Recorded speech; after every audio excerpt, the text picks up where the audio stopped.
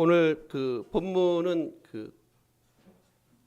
이제 사도 바울을 이제 고발하려고 온 예루살렘에 내려온 사람들을 지금 이제 24장 1절에 소개하고 있습니다. 우리 눈으로 한번 와 보실래요? 뭐 대제사장 아나니아 우리 많이 익숙합니다. 그리고 어떤 장로들 그리고 한 변호사 더들로 총독 앞에서 바울을 고발하는 내용을 이제 쭉 지금 이제 오늘 본문 9절까지가 소개하고 있고요. 그리고 여러분 그 24, 25, 26장은 세 장에 걸쳐서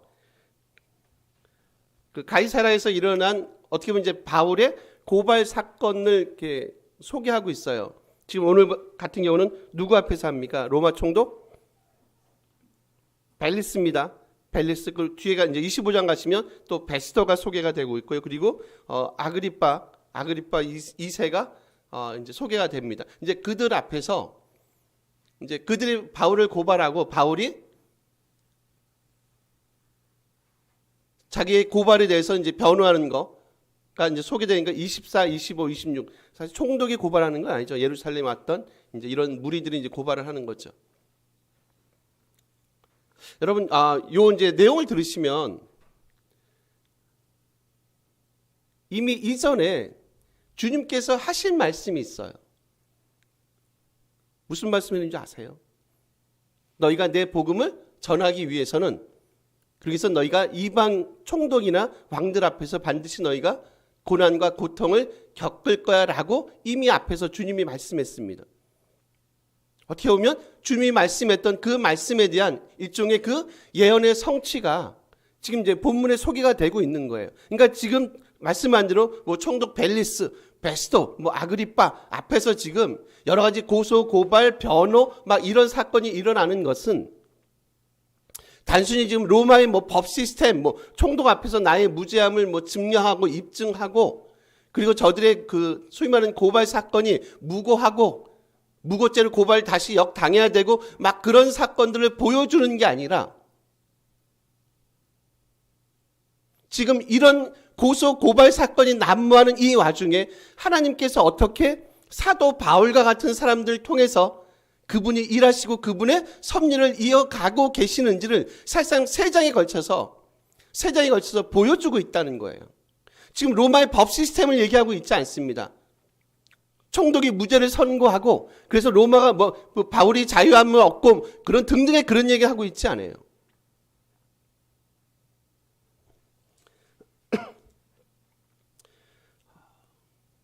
지금 이제 예루살렘에서 왔던 뭐 오늘 본문에 한 세 부류의 사람들이 소개가 되고 있는데 이제 마치 무슨 생각이 드냐면 여러분 그 얼마나 그들 마음 속에 그 사도 바울에 대한 그 미움이 가득 차 있지 않습니까? 예루살렘에서 가이사랴까지 이거 100km가 넘거든요. 100km, 110km 얘기하거든요. 그 뭐 성인 남성이 걸어도 뭐 거의 3일 이상은 꼬박. 여기 오늘 며칠로 얘기하나요? 오늘 본문에는 닷새로 얘기합니까? 닷새로 얘기합니다. 보통 뭐 30km 하면 뭐 3일 닷새 걸렸답니다. 그러니까 그 기간을 그 시간들을 걸어오면서 얼마나 그들 마음속에 그 바울에 대한 미움으로 가득 차 있을까? 그러면서 이제 소위 말하는 이제 말 잘하는 소위 말하는 그 달변의 그 달인 같은 이제 더둘로란 사람이 오늘 본문에 소개가 되어 있습니다. 여러분 3절 한번 가보세요. 한번 요거는 같이 한번 읽어보실까? 읽습니다. 벨리스가 가여 우리가 당신을 힘입어 태평을 누리고 또 이 민족이 당신의 선견으로 말미암아 여러 가지 우리가 어느 모양으로나 어느 곳에서나 크게 감사하나라고 얘기합니다. 여러분 그 당시 보통 그 당시 사람들이 하는 그 수사학이라는 게 있어요. 이제 3절 같은 경우는 어떻게 보면 이제 의례적인 이제 수사학적인 표현입니다. 우리가 보통 말할 때 처음에 다 그러잖아요. 처음부터 뭐 이렇게 뭐 비난 사건 고발 들어가고 막 그러지 않습니까? 처음에 이제 이런 식의 그 총독 앞에 서니까 어쨌든 권력자 앞이잖아요. 그러니까 이제 그 권력자를 칭송하고 이제 사실상 이게 찬양하는 내용이 이제 3절에 소개가 되는 거예요. 그 당시 이제 로마는 일반적으로 이제 이런 식의 소위 말하는 이제 포맷을 갖고 있습니다. 근데 여러분 곰곰이 생각해 보세요. 이제 저는 이제 무슨 생각이 드냐면 성경은 그래요. 단순히 그 당시 예를 들면 수사학자든지 아니면 변호사든지 누가 할 때 이제 이런 식의 형식을 갖고 일단 자기의 그 변호가 됐든지 아니면 고발 사건이 됐든지 시작하는 건 맞아요. 맞습니다. 근데요. 성경은 이제 단순히 말씀한 대로 그런 그 소위 말하는 시스템을 소개하는 책이 아니에요. 무슨 얘기 하냐면 이런 거죠, 여러분. 벨릭스가 했던 게 뭐라고 얘기합니까? 좋은 정치를 했습니다. 그리고 여러 가지 모양으로 개혁 정신을 갖고 왔대요. 근데 그렇지 않습니다. 이 사람이 그 유대인들에게 엄청난 원성을 들어요. 얘기는 포악한 정치, 뇌물수수, 폭력 같은 것 때문에 사실상 그리고 나서 2, 3년 정도만 더 하고 이제 아웃당합니다. 그러니까 이 벨리스 총독이라는 사람이 했던 정치가 지금 더둘로가 했던 내용하고 일치하지 않아요. 어떻게 보면 거의 정반대의 지금 행보를 보였던 사람이 누구냐면 벨리스 총독이라는 사람입니다. 근데 그 앞에서 뭐합니까? 당신이 했던 그 선정 정치 우리가 너무 감사드립니다. 그리고 개혁 정신 우리가 너무 감사드립니다. 라고 하는 이 이빨림과 아첨이 물론 단순히 그 당시 시스템에 의해서 칭찬으로 시작하고 찬송으로 시작하는 건 맞지만 누가는요 이런 식의 내용을 통해서 전해주고 싶어하는 메시지가 있는 것 같지 않으세요? 무슨 메시지를 전해주고 싶어 할까요? 본문은 그가 말하는 이 모든 말들이 뭐가 없습니까? 그렇죠. 감사합니다. 진실함이 없을 거다. 왜냐하면 지금 처음부터 그는 진실하게 얘기를 하지 않습니다. 아첨의 말을 하고요. 전혀 벨릭스가 했던 것과 같지 않은 결이 다른 얘기를 통해서 지금 우리 독자들에게 마음속에 갖게 하는 게 있어요. 그게 뭐냐면 지금 더둘로 가는 그 말이 결코 맞지 않습니다. 그가 하는 그 고소 사건이 결코 맞지 않은 거짓이고 잘못된 내용입니다를 지금 이런 말들을 통해서 지금 독자들에게 다시 한번 환기를 시키고 있다는 거죠. 또 다른 흥미로운 거 뭐냐면 이런 거예요, 여러분. 벨릭스의 일단 그 나쁜 정치를 제가 말씀을 드렸습니다. 이때는 여러분 벨릭스가 이렇게 소위 말하는 총독이잖아요. 자기 총독으로서 입지가 그렇게 견고하지 못할 때, 그러니까 정치적인 입지가 그렇게 탄탄하지 못할 때입니다. 지금 이런 고소고발 사건이 일어난 이 시기가 지금 그래요. 그럼 여러분 어떤 생각이 듭니까, 여러분? 당연히 그는 지금 이 유대인들이 자기에게 와서 하는 이 말을 분명히 귀담아 들었을 거예요. 왜 귀담아 들었겠습니까? 당연히 얘네들의 비유를, 이 사람들의 비유를 건드리면 안 되거든요. 그렇죠? 여러분 마치 무슨 사건하고 마치 비슷하지 않으세요? 머릿속에 떠오르는 사건 없어요? 주님의 사건하고 좀 비슷하지 않으세요?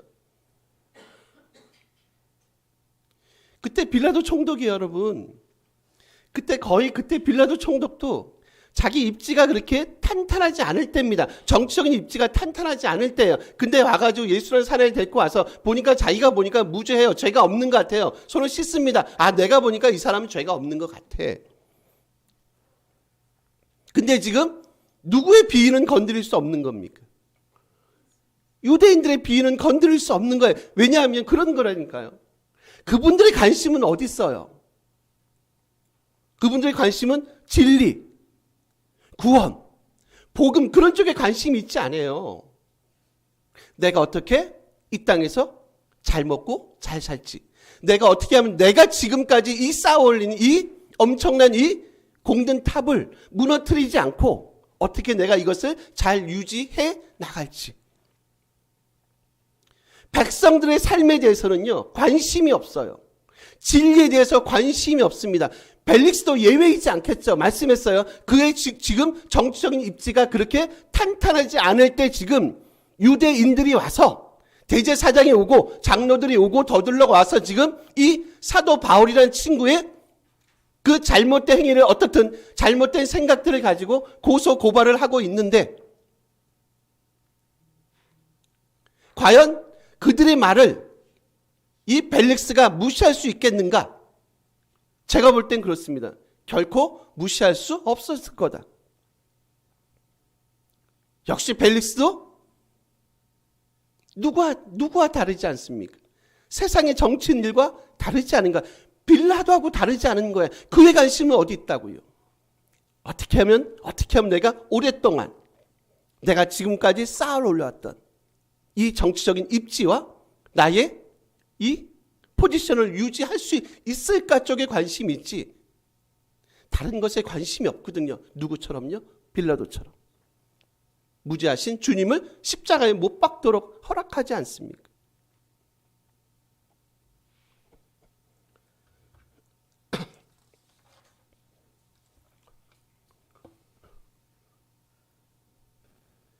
그 사도 바울의 신문이나 그런 거 보시면서 여러분 예수님 그 신문 받을 때도 마찬가지예요.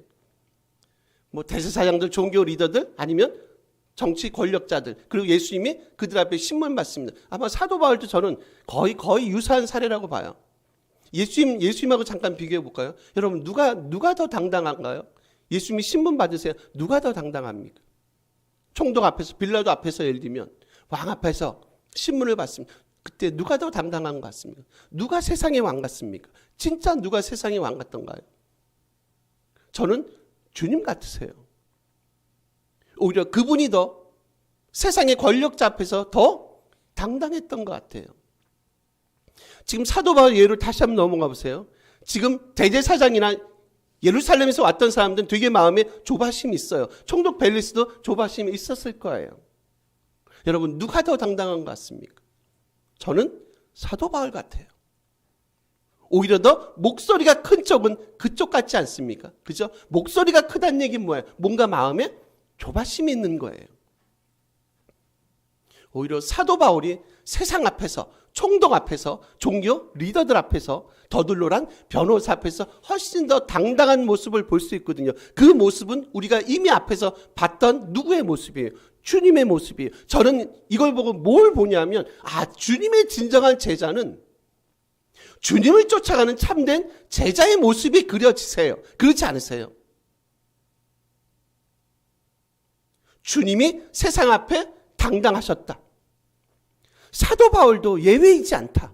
사도 바울도 세상에 당당하더라. 사도 바울 가진 게 뭐가 있습니까, 여러분? 인간적으로 한번 봐볼까요? 사도 바울이 가진 게 뭐가 있어요? 변변한 집이 하나 있었겠습니까? 땅이 있었겠습니까? 가족이 있습니까? 가정이 꾸렸습니까? 그죠? 가진 거 없어요. 그렇게 당당할 게 없어요. 그러면 그럼에도 불구하고 그가 세상 앞에 이 권력자들 앞에 이 법정 앞에서 당당할 수 있는 이유가 뭘까요? 여러분이 생각하시는 그런 거 아닐까요?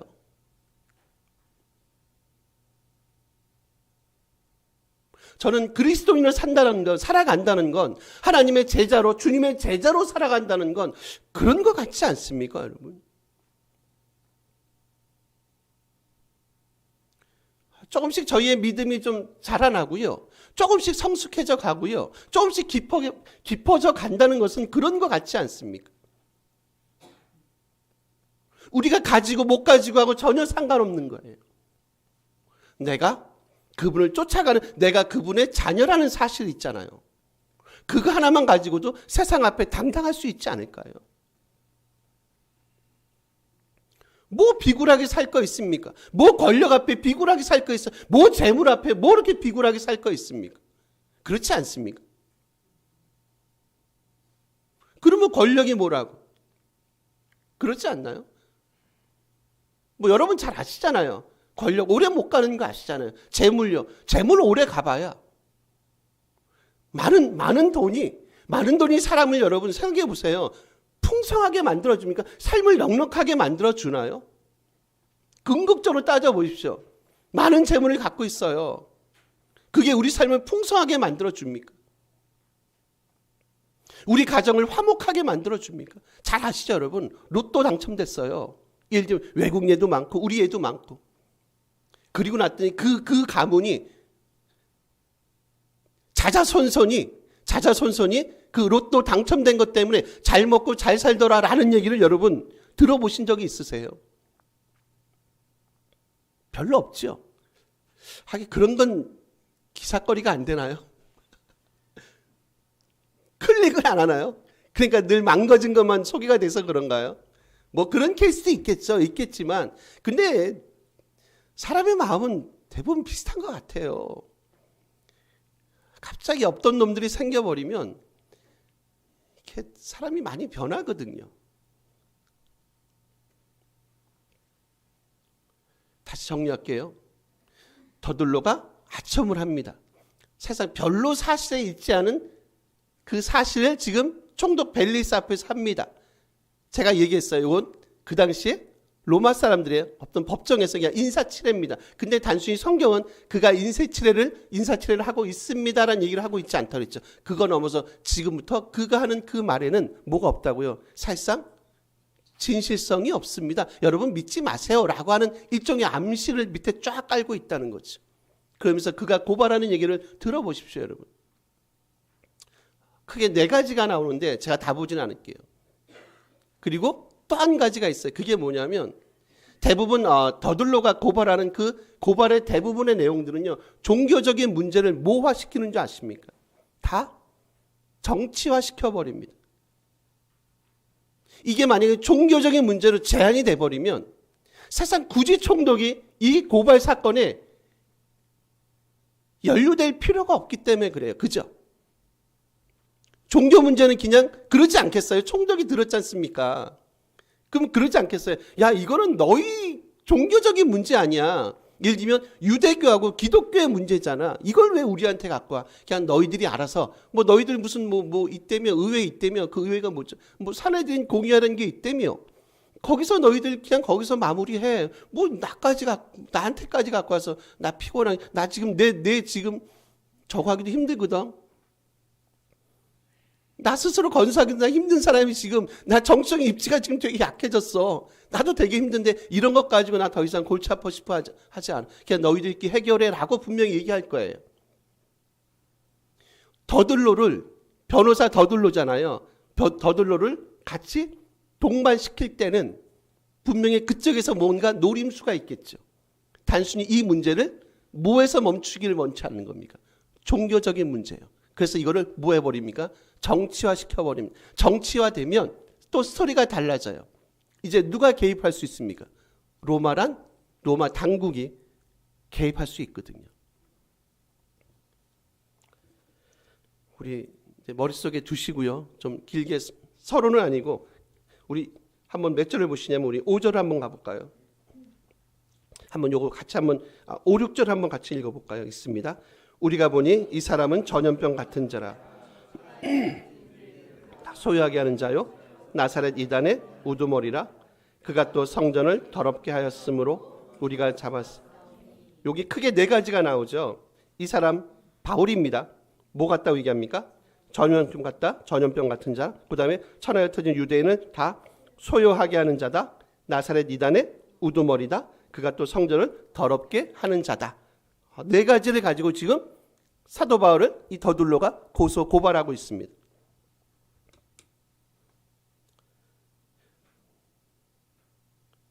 지금 다 사실 뭐하고 관련이 많이 되냐면 역시 이렇게 소란을 일으키고 폭동 같은 것들하고 관련이 많이 되는 주로 단어들이 많습니다. 제가 일일이 다 보지는 않을 겁니다. 한 가지만 볼 거예요. 첫 번째 우리 본문 타이틀입니다. 전염병 같은 자 바울이에요. 우리 여기 처음에 보시면 첫 번째 이 사람은 전염병 같다라고 얘기했죠. 전염병이라는 게 로이모스라는 단어입니다. 여기 신약에서 딱 2번 사용됩니다. 그러니까 누가만 써요. 누가복음에 한 번 나오고요. 지금 요 본문에 사도행전에 한 번 나오는 2번만 사용되는 단어입니다. 요게 여러분 이렇게 약간 짐승에 대해서 쓰일 때 그리고 사람에 대해서 쓰일 때 여기 약간의 차이점들이 있어요. 그러니까 짐승에 대해 쓰일 때는 여러분 이럴 때 주로 많이 써요. 이렇게 유행병이 요즘 돌잖아. 예를 들면 유행병이 돌면 그 유행병을 유발시키는 이라는 의미를 갖고 있어요.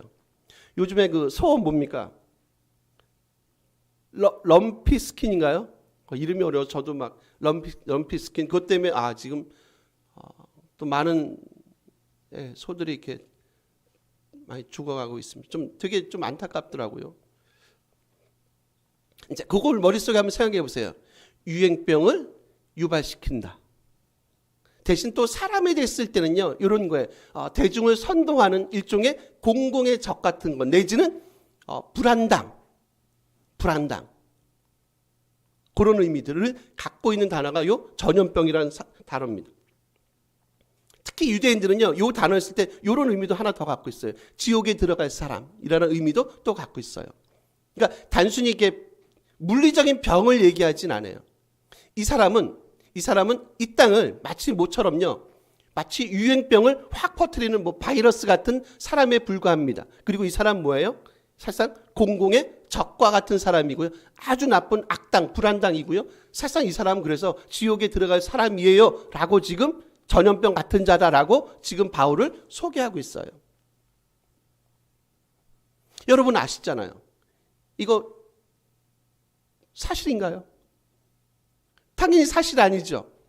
바울은 이런 사람 아니잖아요. 그죠? 근데 세상 사람들이 보니까 믿는 사람들은, 저는 그런 생각이 드는 거죠. 믿는 사람들은 세상 사람들 보기에 이런 자들로 비치는구나. 소요를 일으키는 자고요. 나사렛 이단의 우두머리가 되고요. 성전을 더럽히는 자로 세상 사람들이 볼 때는 그렇게 보인대요. 뭐 할 수 없다는 거예요. 세상과 하나님의 사람들은 같이 갈 수 없겠구나. 물론 저희는 알고 있어요. 이 고발 고소가 가짜라는 건 알고 있어요. 그렇지만 그 가짜를 얘기할 때 이 사람들이 하는 이 얘기를 들어보십시오. 더둘러 얘기를 들어보십시오. 이 사람은 이런 사람입니다. 즉 그 얘기는 뭐예요? 이 사람은 우리와 절대로 뭐 할 수 없어요. 같이 갈 수 없는 사람입니다. 여러분 뭐가 느껴지십니까? 세상의 가치하고, 그러니까 세상을 쫓아가는 사람의 가치관하고요, 하나님을 쫓아가는 제자의 삶이 너무 다르지 않습니까? 근데 어떻게 보면 이것도 좀 제 말에도 어폐가 있어요. 이 사람들은 어떻게 보면 세상 사람들은 아니에요. 그죠? 무신론자들은 아니잖아요. 누굽니까, 여러분? 이분들 누굽니까? 종교인들이세요. 종교인들. 그렇죠. 그러겠네요. 제가 실수한 거예요. 세상 사람은 아니에요. 종교인들이세요. 하나님을 믿는 하나님의 백성이세요. 근데 오히려 세상의 가치관을 갖고 있는 사람들보다 훨씬 더 못된 삶의 성향들을 보이고 있지 않습니까? 즉 이게 뭐예요? 종교인들하고 종교인이라는 거하고요, 하나님을 쫓는, 주님을 따라가는 제자는 많이 다른 게 아니라 어떻게 보면 극단에 있는 두 그룹일 수 있겠다는 생각이 들지 않으세요? 우리가 두려운 게 뭔지 아세요? 제가 두려운 게 뭔지 아십니까, 여러분? 바로 이런 겁니다, 여러분. 세상이 우리 평가하는 거, 거기에 대해서는 크게 관심 없어요. 문제는 뭐냐면, 과연 우리는 종교인이냐? 아니면 우리는 주님을 따라가는 제자냐? 늘 한번 진지하게 고민해 볼 필요는 있다고 생각을 합니다.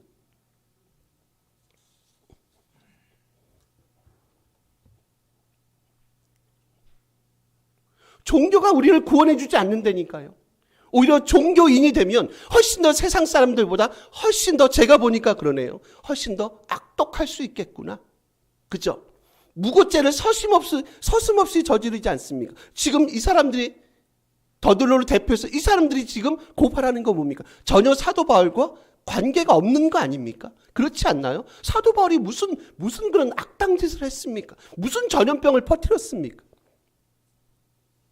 이 땅에 무슨 악한 바이러스를 퍼뜨려서 이 땅의 사람들, 엄청나게 많은 사람들 죽이고 죽게 만들었나요? 그런 거 없거든요. 그죠? 그런 거 없어요. 근데 훨씬 더 악당보다 더 악당 같은 일을 하고 있지 않습니까? 누가요? 종교인들. 하나님 없는 종교인들, 그리스도가 없는 종교인들이 훨씬 더 세상 사람들보다 훨씬 더 악당보다 더 악당 같은 일을 그들이 저지르고 있다. 이게 무섭다는 거죠. 이게 무서워요.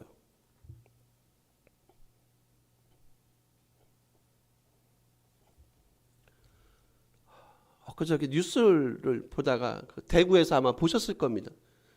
대구에서 그 신땡땡 뭐 10만 수료식이 있대요.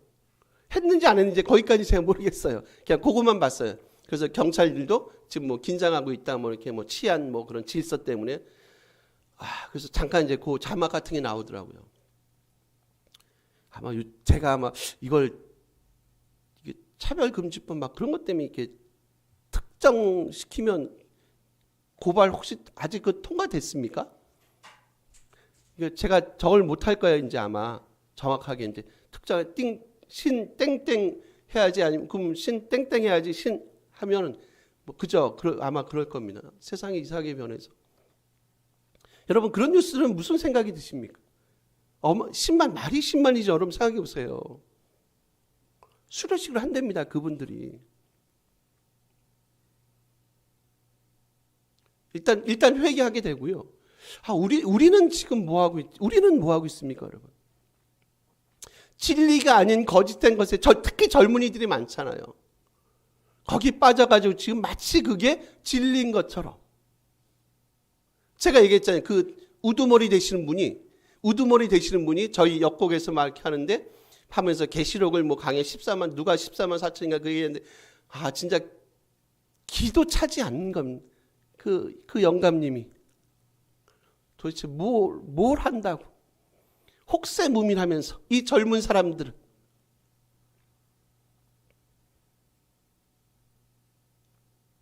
쉽지 않은 시대를 저희가 살아가고 있습니다, 여러분. 한번 비교해 볼게요. 지금 사도 바울은 누구의 뒤를 쫓아가고 있다고요? 누가 걸어갔던 길을요? 주님이 가셨던 길을 가고 있습니다. 그러면 이제 소위 말하는 종교 리더들은 누구의 길을 쫓아가고 있습니까, 여러분? 자기들의 선배들이 했던, 주님을 팔았던 자기들의 그 소위 말하는 앞선 종교 지도자들이 했던 그들의 길을 그들도 역시 동일하게 걸어가요. 여러분 이 역사의 아이러니를 어떻게 우리가 해결하겠습니까? 다시 마무리하면서 정리해 볼게요. 이 땅에 너무 아픈 현실이 많은 겁니다. 잘못된 생각을 가지고 잘못된 소위 말하는 그 이론과 학설을 가지고 젊은 사람들을 혹세무민하고 마치 거기에 진리가 있는 것처럼 참인 것처럼 사람들을 쇠뇌시키고 브레인워싱 해버리고요. 종교인의 이름을 띠고서 살아가는 여전히 많은 사람들이 이 땅에 있을 수 있다는 겁니다. 마치 지금 바울을 고발했던 이들처럼요. 끊임없이 깨어있지 않으면, 그리고 끊임없이 제자의 삶을 저희가 추구하지 않으면, 만약에 우리가 여전히 교회 안에 있고 기독권을 행사하고 있으면서 혹시 우리가 종교인의 삶의 모습과 태도를 가지고 살아가고 있다면 우리도 역시 그들과 다를 게 뭐가 있겠어요? 정리하면서 여러분 기도 제목 같이 한번 했으면 좋겠어요. 과연 우리는 제자입니까? 아니면 우리는 종교인입니까? 우리는 세상을 소유하게 만드는 자입니까? 전염병 같은 자입니까? 세상과 어떤 삶에 우리가 위치를 갖고 이 땅에서 살아가고 있습니까? 세상은 우리를 어떻게 바라보고 있습니까? 이 땅을 시끄럽게 하는 자로 우리가 남아있습니까? 아니면 이 땅과 더불어 같이 잘 먹고 잘 사는 자의 삶을 살아가고 있는 자들로 우리가 혹시 있습니까? 타이틀 뭡니까? 오늘 제목이요. 전염병 같은 자 바울이라고 얘기했습니다. 그들 볼 땐 그런 거죠. 그들 볼 땐. 근데 그렇지 않잖아요. 사도 바울이 잘못한 게 없잖아요. 그냥 주님이 가셨던 그 길만 묵묵히 걸어갔던 분 아닙니까?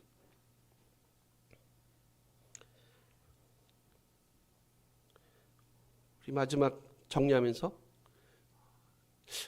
저는 우리 평안교회가 저는 저희 교회만이 아니라 그냥 한국교회가 좀 그랬으면 좋겠어요. 뭐 저희 교회만 잘 먹고 잘 살면 무슨 의미가, 저희만 바르게 살면 무슨 의미가 있어요? 그렇지 않습니까? 그렇지 않나요?